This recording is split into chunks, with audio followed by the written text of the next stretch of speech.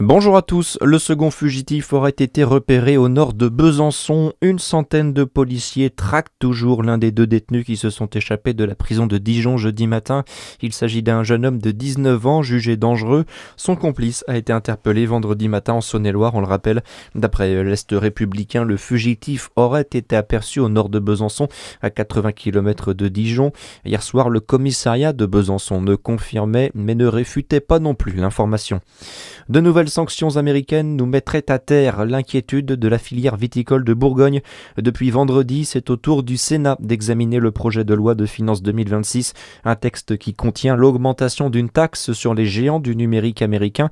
Dans les colonnes du bien public, ce matin, Albéric Bichot, qui dirige la maison bonnoise Albert Bichot, s'inquiète de possibles représailles.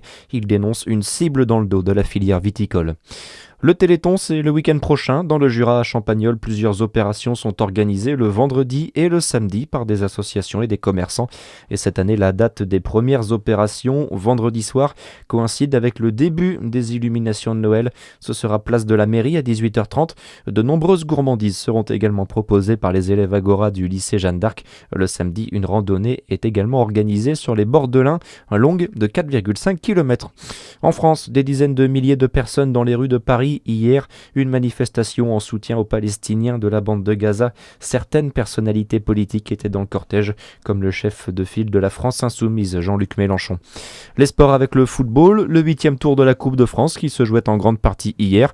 Fin de parcours pour le Racing Besançon. Les Bisontins ont été éliminés par les Mosellans de Fréming 1-0.